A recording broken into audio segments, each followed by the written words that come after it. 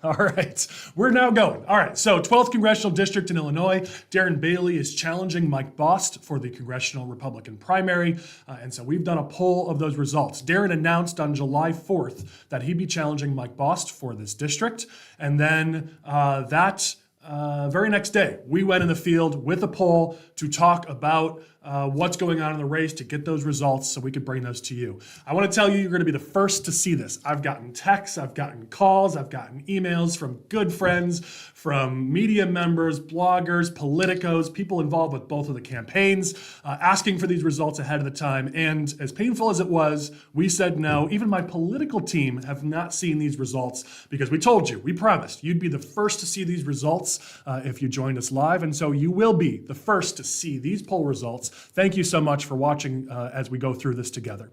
I want to give you some of the poll details so you know how we took this poll, and then we'll get into some of the results. So the first thing we're going to do is show you on screen some of the details for how we took the survey, just in case anybody has questions.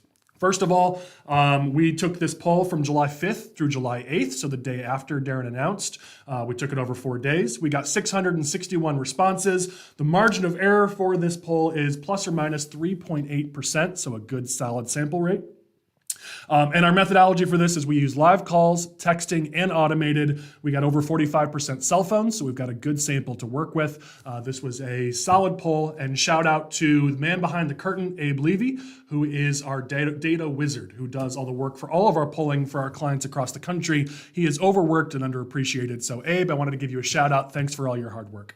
All right, what you've been waiting for, the results of this survey. We're going to bring them up on screen to show you where do things stand this early in the race. At this beginning stage, at this early stage, what you'll see is that Mike Bost has a lead of 6%. He's up 43 to 37 at this beginning stage. That's about what we expected to see at this early stage. Keep in mind, the race has just begun. Keep in mind that Darren Bailey has run more recently and so has pretty strong name recognition, which we're going to get into in a second.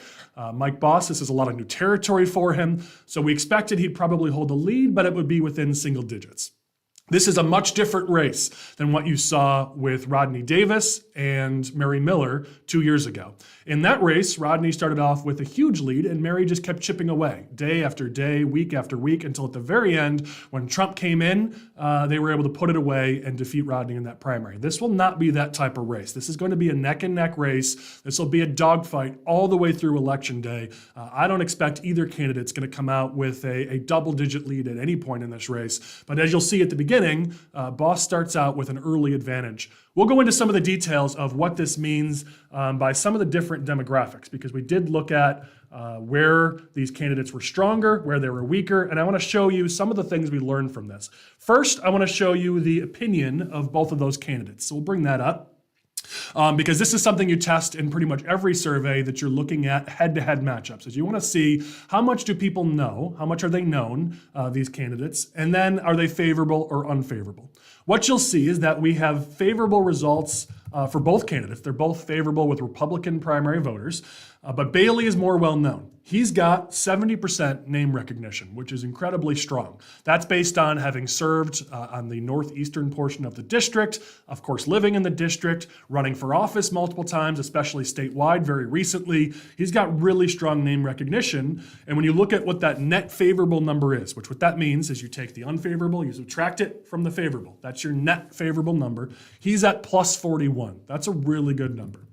Now we look at Bost's opinion. He's known by 61%. That's actually really good in the world of congressional politics. Most voters just don't pay attention. So I would take 61% name recognition this early in a race if it was any other race. For this race, obviously it's a challenge because at 61%, Bailey's at 70. So that's something the Bost campaign, I'm sure, is going to be working on. I know they're already working on it.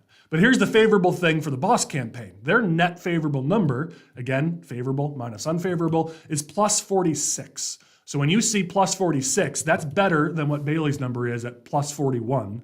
And so you're starting off with less name recognition if you're the Bost campaign, but higher favorables, a higher net favorable number. That's a really advantageous place to be in if you're the Bost campaign. And we'll talk about what this means for the race. Ultimately, if you're in lower name recognition, that means you have space to grow. Darren at 70% name recognition has less space to grow because you're never going to get to 100. No one ever gets to 100%. Even Trump's not at 100%. He's close, but he's not fully there. And so when you look at a race where you start with lower name recognition, that means you have space to grow. This is going to play into the strategy of the race, which we'll talk about at the end after I've given you all the poll results. So that's the side by side. And what we did after that is we, of course, asked our demographic questions, and we broke the results down by those different demographics. So we looked at the results by age, by gender, by region. And I'll tell you, on age and gender, I'm looking at it now, there weren't a lot of differences between the candidates. When I look at the matchup results, I see that Bost did better with younger and older voters, whereas Bailey was actually 1 point ahead with middle-aged voters, but a lot of this is within the margin of error in terms of the differences. So I don't read into that too much when I'm looking at these results. Same with looking at the gender splits. The difference is about 6 or 7 points, whether it's male or female. So we don't see a lot with the demographic in terms of differences when you look at those two demos. But the demo where there is a difference is by region, by geography. So what we're going to show you on screen is a map of the district. We broke this district down by region. And so what we did is our political person in the region, who I'll give a shout out to, Michael Butler, looked at these results and broke them down by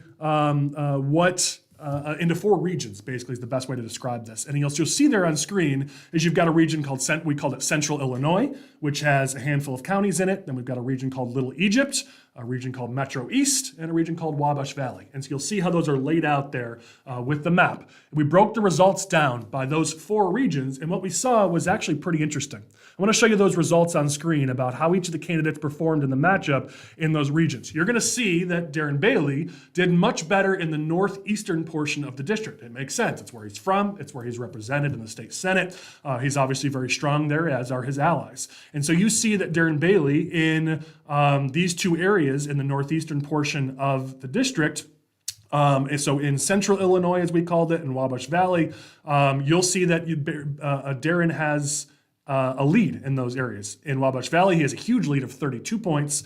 In Central Illinois, he has a lead of 18 points. That's where his strength comes from.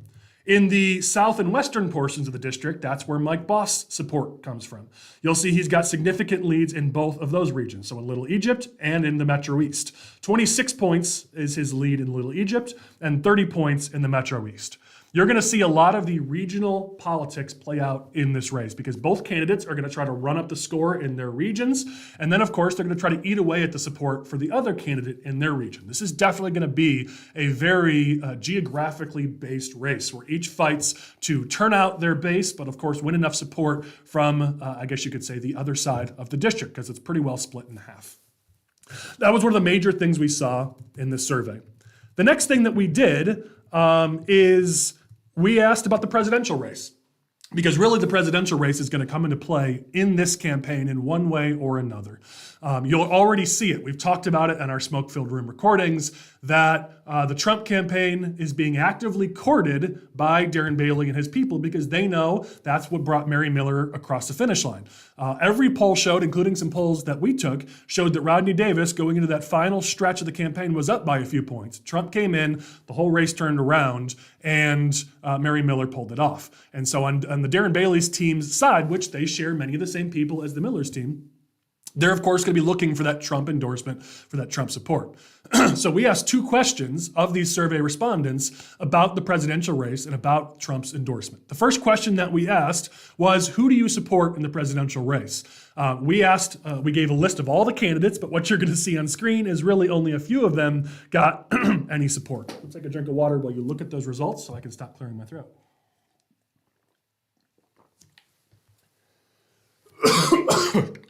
All right, so it's pretty clear who the leader is in this race. In the 12th Congressional District, amongst Republican primary voters, Donald Trump is at 53%. No one else is even close.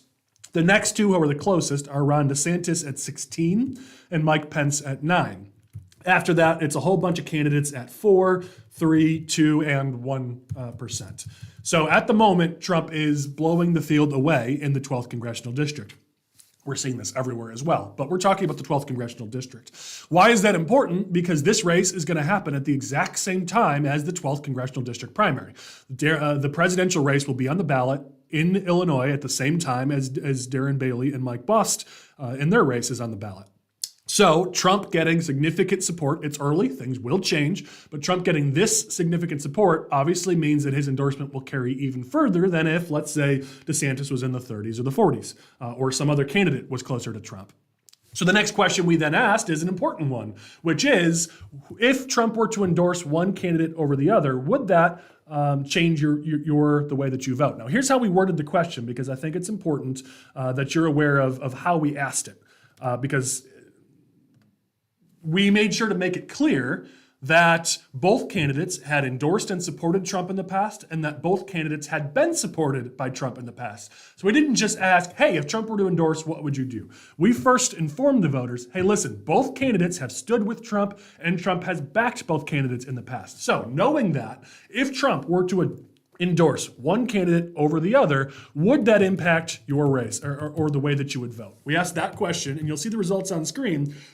You'll see that 52% said it would have no impact, but 31% said that it would cause them to vote for one candidate over the other based on Trump's endorsement. It's also interesting to note that 8% said they would vote against the candidate that had Trump's support.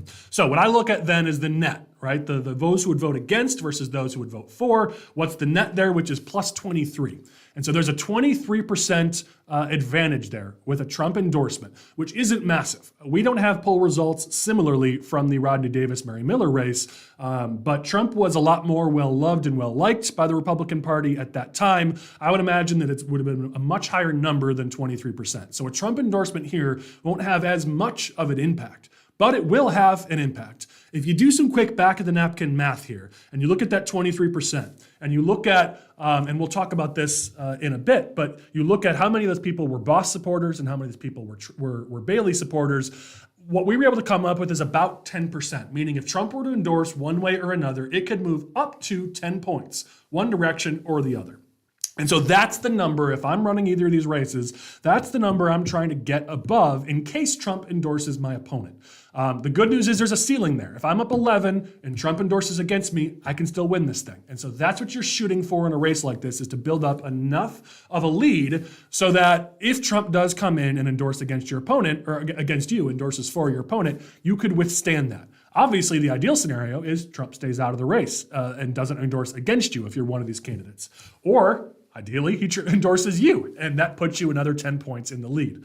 So Trump is going to play a big factor in this race, and it's going to be important to see how that plays out. After the next slide, which is the final thing from the poll, we'll talk about some of the strategy here. I'm going to jump on the comment section, answer some of the questions. So please feel free to jump in that comment section, put in your questions. Our political team is there. They're going to be answering questions. I'm sure they're already asking questions from the poll, so I'll jump over there in a second. I just want to give this final thing from the poll results, which is we took those results of the Trump endorsement and broke them down by two different ways.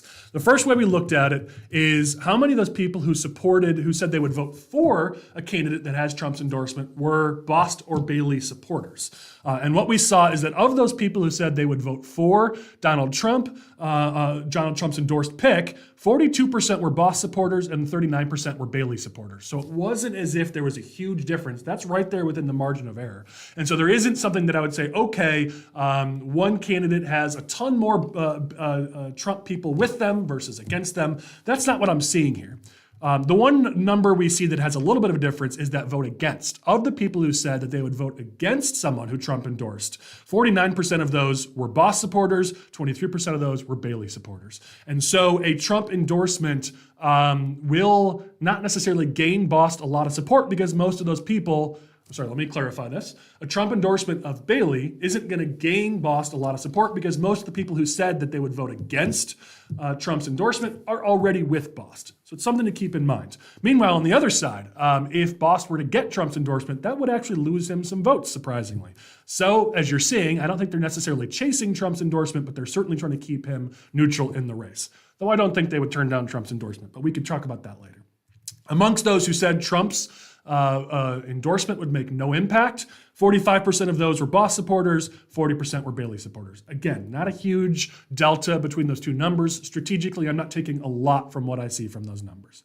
We flipped it around. The other way we looked at it is, okay, let's look at endorsement by matchup, meaning that of those people who are already supporting Bost or Bailey, how many of those would be impacted by a Trump endorsement? All right, it's just a different way to look at the same number. And what we saw is that of those people who are already supporting Mike Bost, 30% said that they would vote for a Trump-endorsed candidate, whereas 9% said they'd vote against. Bailey, it was 33% for, 5% against. So again, we're seeing 30% to 33% are looking at that number saying, okay, yes, this would be relevant to me. I'd take it into account.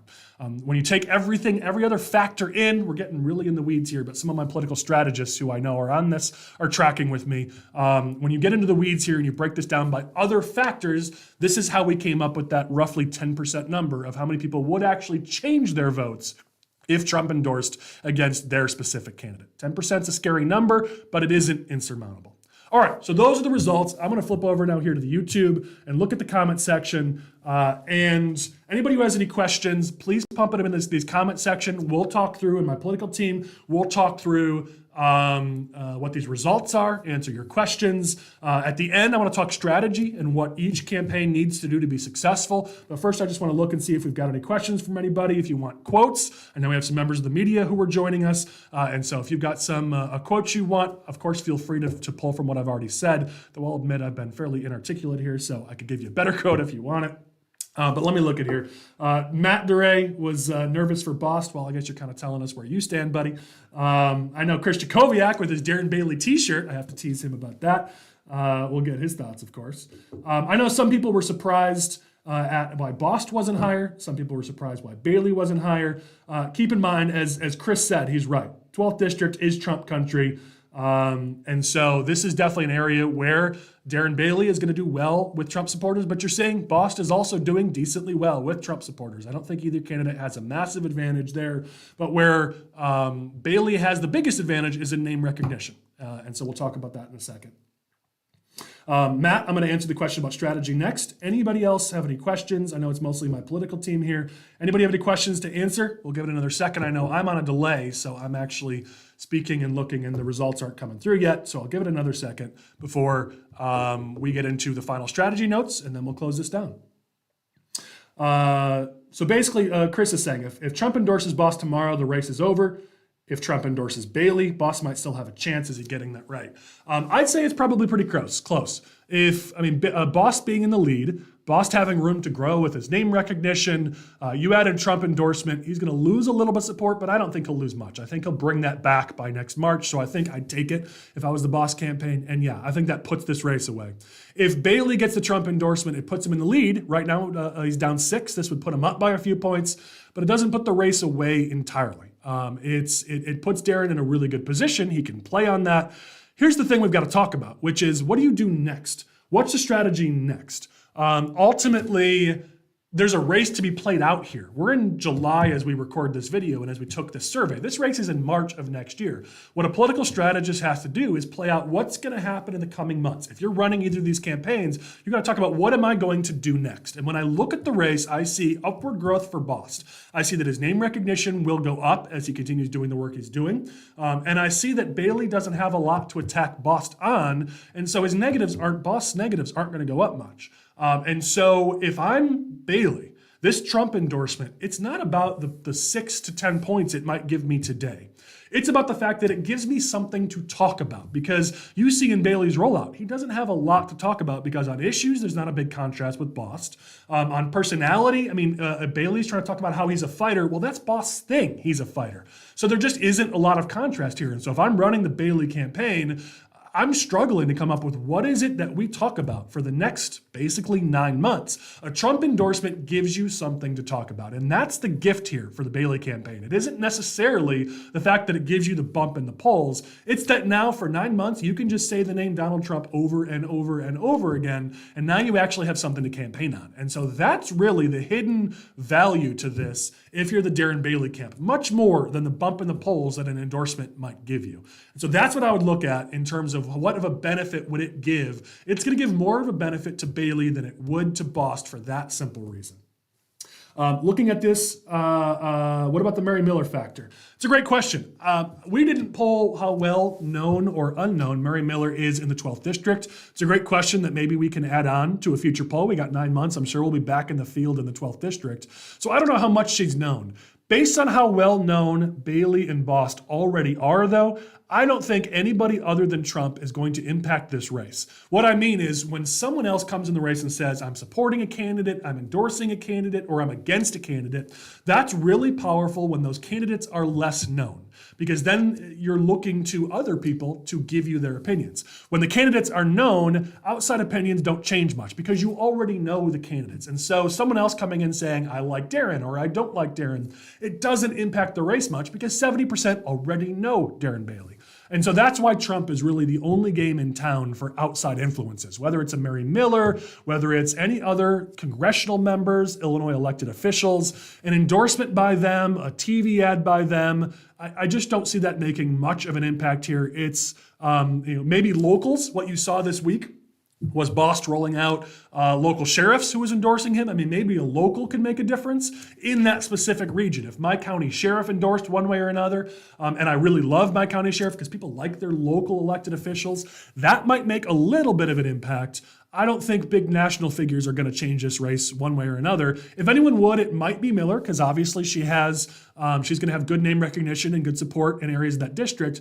But I'd imagine most of that support, especially today, maybe 2 years ago it was different, but especially today, most of that support is going to be where Bailey is already strong. And so if she comes in for Darren Bailey, which obviously she already has and already will, I don't see that changing these results because she's going to be preaching to the choir. She'll be talking to Darren Bailey supporters about how great Darren Bailey is. Maybe she'll be good for turnout towards the end. You could make her part of your GOTV plan if you're Darren Bailey.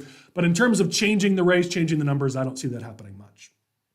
All right, let's talk about strategy. Where we go from here. If you have any final questions, feel free to pop them in comments. I'll take one final look at the end. But I've got a lot of questions over the last couple of days about, okay, if you're running either of these races, where do you go from here? What do these results tell you about where you should go? Let's start on the Darren Bailey side. He's the challenger. You're behind. Of course, you now need to pick up. I look at this and say, I'm only down 6 points to an incumbent. That's a pretty dang good start. I'm happy with that. I look at the fact that my name recognition is high. That means people remember me from my previous runs. That's also a good sign. I've got some things to build on. But I also know I need to build. I look at the results for Bost if I'm the Bailey campaign, and I see one small weakness, which is Bost's name recognition being a little bit lower than mine is. That means Bost needs to get out there and get his name recognition up. It also means I have a small window of opportunity to get out there to these voters. 61% of Republican primary voters know Bost. That means that 39% don't. I'm going to those 39% as fast as I possibly can, because if I can get to them first and get negatives about Bost out to them before Bost is able to get positives to those voters, that's going to put me in a significant advantage. And so if you're Darren Bailey, you're moving right now if you want to win. Here's the challenge for Darren. He doesn't have a lot of money. What money he has raised is in his state account. He can't use it for the federal race because it's soft money, not hard money. So he doesn't have the money to get out there right now. But if I'm the Bailey campaign, I'm getting out there. That's why they needed to fundraise early and fast, because they need to be out there to the voters right now. This race is not going to be won or lost for Darren Bailey in January. It's going to be won or lost in July, August, September, October, November, December, before January even starts. If Bost is able to solidify his name recognition by January, if he's able to solidify his lead by January, the race is over. Maybe Trump comes in, but if Bost is up by double digits or close to 10 points, I don't know that Trump's going to come in. And so you need to get out there right now. Trump probably isn't going to endorse this early. If he is, of course, grab it now. Gives you something to talk about. But ultimately, you've got to get out there to the voters right now.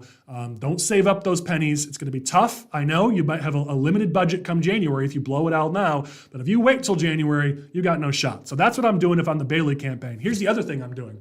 I got to figure out a contrast. I got to figure out some way to define this race. We talk about when we train candidates all the time, the winner is the one who defines the race. So far, what we've seen out of the Bailey camp is that it's, I'm a fighter, I'm a fighter, I'm a fighter, I stand with Trump. The problem is there's no contrast there because Bost is also known as being a fighter.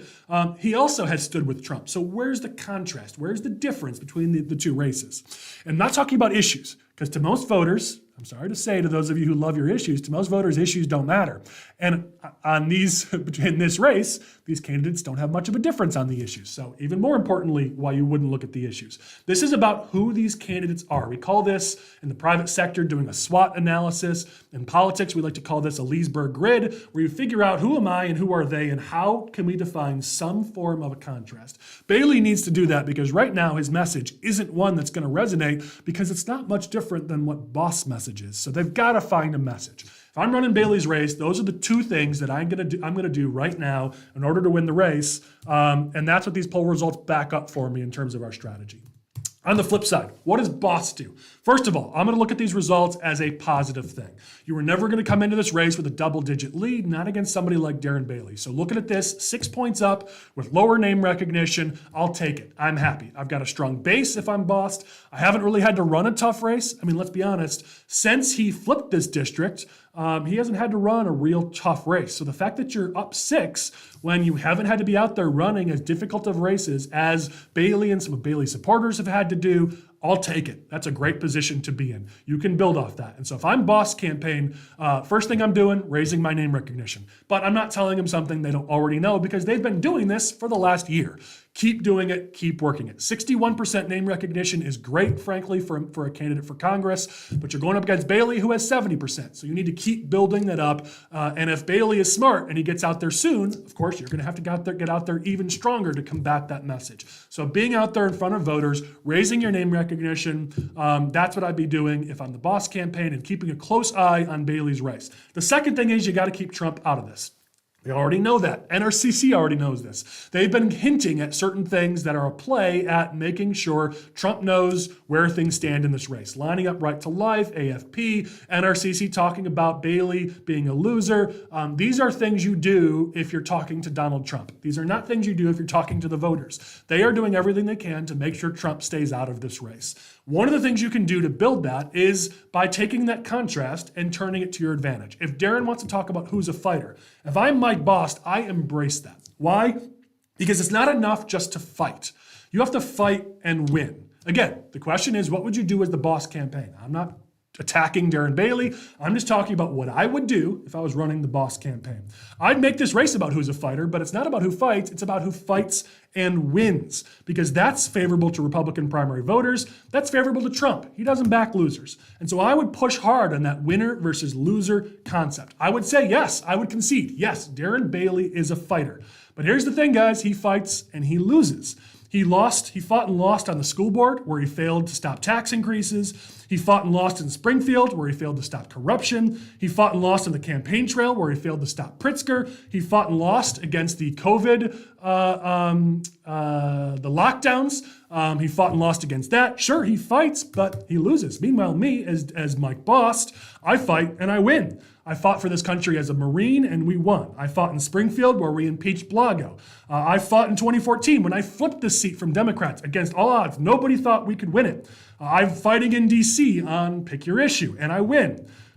We all know Darren Bailey. We all like Darren Bailey. I think he needs to reference Darren, because Darren has high name ID. So don't say my opponent, say Darren Bailey. We all know him. We all like him. We all love him. But here's the thing. Our future is too important to trust to a lovable loser like Darren Bailey. We love him, but he keeps losing. We need a fighter who wins. That's why we need Mike Bost. By the way, the lovable loser thing could play really well because you're in Cardinals territory there, so a ding on the Cubs isn't the dumbest thing to do.